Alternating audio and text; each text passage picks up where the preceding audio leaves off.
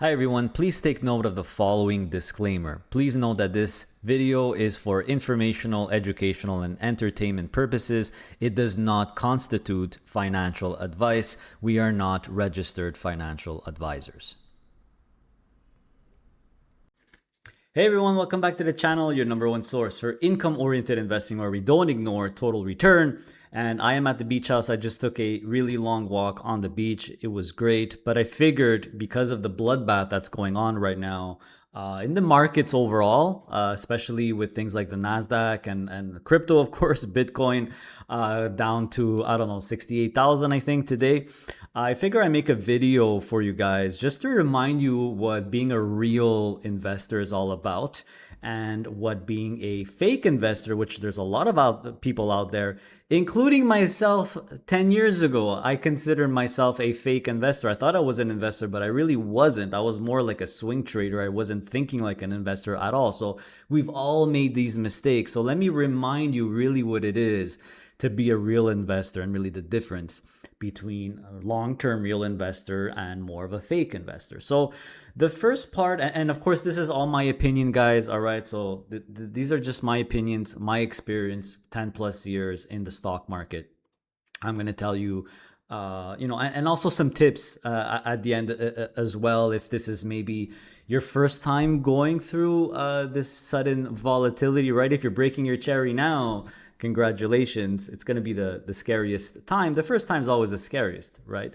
So, but after that, it gets easier, and it gets better, right? So let's get into it. So just like my thumbnail or the picture said, by the way, do you like this hat? Pretty cool hat I found in Panama. I bought a couple of them with these cool designs. Let me know what you think. But real investors really focus on the what, right? They focus on reality. So what's the reality? Well, real life around you, right? Taking a walk on the beach, waking up in the morning, having your coffee. They focus on the reality. Fake investors really focus on the headlines. They try to figure out why. So they're nonstop watching the news and YouTube and everything, where you have a million babbling heads trying to tell you why. Why is this happening? Why is this crashing? Is it because of leverage liquidations? Is it because of the new Fed? Is it because something Trump said? Is it because something he tweeted on the toilet bowl? Is it an AI bubble that we're having? Is it the fall of the US dollar, the fall of the US empire, World War III, whatever it is? Software is going down, but hardware is going, hardware stocks are going up, software stocks are going. So guys, this is, if you've been in the game long enough, you know that there's always gonna be headlines, speculation headlines, to try to make people understand or try to explain to people why this is happening. And my 10-year plus experience, and trust me, someone who's spent time and wasted a lot of time and energy looking at that, I figured out, I don't know how long it took me to figure this out, the why doesn't matter. Okay, the why is the least important thing. Even if you understand why, it doesn't matter. It's typically a combination of factors, but either way, the why doesn't matter. The what is what really matters. So what are you going to do about it? What is your plan? What is your long-term plan? That's the most important thing. Remember, guys, I've said this before. There's three things you could do during market volatility or crash, whether it's in April, the tariffs, whether it's in 2022, whether it's the COVID crash, whether it's et cetera, it's all the same. It's all the same. There's only three things you could do. The wrong thing, which is panic sell and take losses. The good thing, just ignore everything, stay the course, don't do anything. And the really good thing, or the right thing to do as a long-term investor, stay focused and keep accumulating assets. Keep buying more shares of the assets that you have conviction in. So real investors, they have the conviction, they think long term, of course. Fake investors that think they're investors, they look at the headlines and they follow the trends, right? Hence the picture of all these sheep, right? What's the big trend right now? Besides everything I said, there's a rotation now. They're talking about a rotation into risk-off assets, more defensive assets. There's a rotation out of risk assets going into metals or more defensive stocks, right? So there's always going to be a new trend, guys. This is what I'm trying to tell you. And only the sheep follow the trend and try to time the market and rotate in and out and take losses and adjust. You don't have to do any of that crap. That's just trend. It's just sheep mentality. You have to stay focused on your conviction. Okay. Fake investors keep following and are obsessed with the price.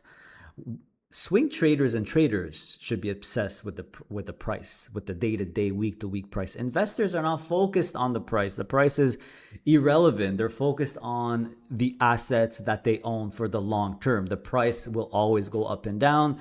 So fake investors, they really tend to focus. They nonstop looking at the price. And I know it could be hard not to look at it every day, but trust me, guys, it's just a waste of time because you look at it in the morning and then the afternoon, everything. You notice that, you know how many times I've seen this during bad times, during 2022 and during COVID, where you wake up and everything seems to crash, and then near lunchtime, I don't know, someone has a good lunch, they have a good lunch, somebody change their mind, and everything starts going up, back up, and then maybe at the end of the day it goes back down. So it's all nonsense. Price is all nonsense. It's based on feelings. It's not based on any reality. How could a company be worth 5 or 6 or 7% less in one day when there's no earnings announcement, there's nothing? It's all nonsense. It's all crazy gambling, speculation, BS. This is not investing. This is swing trading, or day trading even, which is even worse. So another thing to remember is that, of course, goes without saying, real investors always focus on the long term.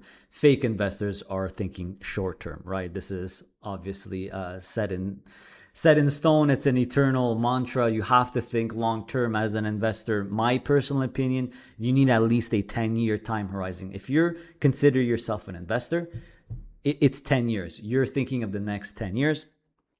And investors like myself, we love bear markets. This is the best. This is like Christmas to us, because if you're in it for the long term, you're buying and holding, and you're buying a little bit more every month or every week or every day, or which I feel is what you should do, right? As a long-term investor, even if you're retired and you're living off of your portfolio, guys, don't give me the excuse that I'm old, I'm retired, I can't reinvest anything. That's like saying you have to spend all your paycheck, you have to spend all your paycheck, right? You have the expenses and your paycheck just cover. Living pay to paycheck is not a good idea. It's the same thing for investing. Even if it's 10%, guys, always have a habit of reinvesting 10%. And if you do that, bear markets where there's a lot of volatility like right now, you could just buy cheaper. You're going to be better off. Whereas fake investors, they fear the bear markets. They want everything to just keep going up forever, but it doesn't work that way. Hence the famous expression, stocks take an escalator to go up, but they take an elevator to go down. It seems very fast and sharp and sudden, right? Volatility spikes. That's completely normal. If it's your first time, trust me, it's normal, and you're going to see it again and again and again. It's always like that. It's always like that. So hopefully I didn't forget anything. I just wanted to make a reminder to everyone, because my audience, I hope you guys are thinking like real investors. I'm going to give you some tips now, maybe some, not financial advice, of course, but I think one of the easiest ways to easily navigate this type of situation, the volatility where like the whole market is selling off. And of course, the NASDAQ, or the more, I hate that word, risk on assets. It's just so stupid, but I think risk is in the eye of the beholder. I wish they would say the higher volatility assets. I think that's a little bit more accurate, whereas risk is really in the eye of the beholder. But anyway, we're going to put that aside right now. I think a good plan, or a good way to navigate this easily as an investor, is to establish your plan, your convictions with your significant other. Sit down, figure it out in terms of percentages. I repeat, doing it in terms of percentages, I feel, is one of the easiest ways. So I'll give you an example. For me, for example, my portfolio, you guys know that I have set, actually, let me share. I won't share it. I share it all the time, but you guys know that I have set my Bitcoin exposure to 25% of my portfolio. So in that 25%, I have the Bitcoin itself through HBIX. I have the Bitcoin companies through HBTE, and I have my MSTR exposure through MSTE. So total, it's about 25%. And within that, I've established a max approximately 10% in MSTR, MSTE, right? So that's an example. And then my majority is in the US big cap predominantly in things like HHIS and QDAY and QQCL and HYLD, which if you put it together, S&P, NASDAQ, technology focused, and then concentrated NASDAQ, biggie, concentrated NASDAQ as well. So that is my prime position. And then the TFSAs, I put it in HDIV and more the Canadian stuff because of tax purposes, right? So that's, for example, an overall view of my convictions, my percentages. And I'm 40, right? If you're 60 or you're retired, you're 70 like my dad, maybe it'll be a little bit different. So for my dad's percentages, my dad's plan, for example, it's an equal weight of the 4 horsemen. That's what his RIF, which is the biggest account, right, for my parents. The RIF is an equal weight of HYLD, QQCL, HHIS, and HDIV, HYLD, QQCL, HHIS, right? So that's another plan, 25% in each. So you have to establish your conviction based on what volatility you could support.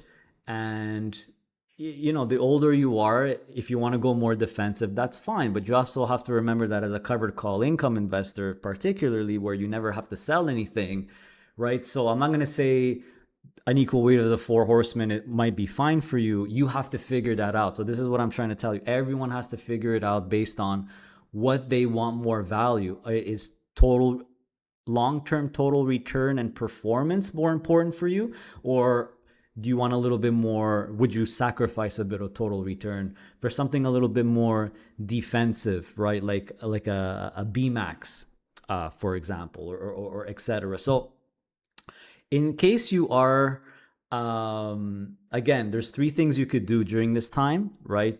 Do nothing, which is good. The great thing, which is buy a little bit more with these cheap shares. The worst thing you could do is sell. So in case you're feeling, and it's always a lot easier to talk about it when it's over, right? When the volatility is over and everything goes back to normal, you breathe a sigh of release. It's always very, very stressful during this time. But after it's over, whether it's a month, it could be finished next week, guys. I don't know.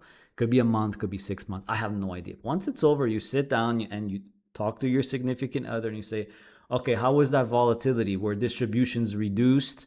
Which funds reduced distributions?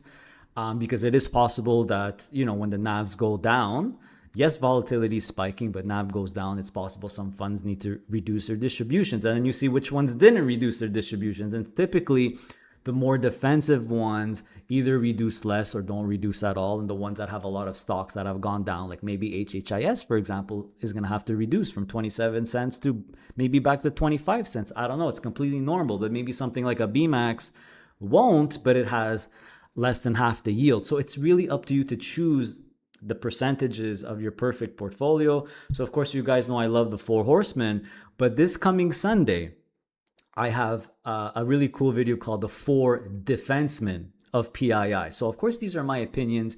I feel that the 4 horsemen are fantastic buy and hold positions long-term for growth, performance, for yield and everything, right? But there's also the 4 PII defensemen, which I feel are a little bit more defensive, a little bit more wide in nature. Of course, in investing, the more wide you go in terms of sector geography, the more average returns you'll get, the lower returns you'll get, but the more stability you get. So maybe you put more focus or priority on stability during your 50s or 60s or 70s. And maybe if you're in your 30s or 40s like me, you have a little bit more risk tolerance long term because you're going to be in the game for a little bit longer. So there's no right or wrong way to be an investor, but the right way is definitely long term, focus on the assets, not the prices. You're going to love the bear markets, right? So the best tip I could give you is figure out do it by percentage. So figure out the perfect portfolio in terms of percentage. And of course, the smaller your holdings are, the easier it is to manage. So hopefully I didn't forget anything. Hopefully this video was informative for you. It calmed you down a bit. Give me a thumbs up. I would really appreciate it. Stay tuned for Sunday's video. I know my audience is older and a lot of people are retired or about to retire. I highly recommend you check out Sunday's video where I go into detail in 4 PII funds that I really feel are great, more defensive funds. Then of course there's the 4 horsemen, and they could be a good complement. There's one in both, actually. You could probably guess which one. So hopefully you enjoyed that video. And yeah, take care, everyone. Stay safe, stay passive, stay honorable, and see you next time.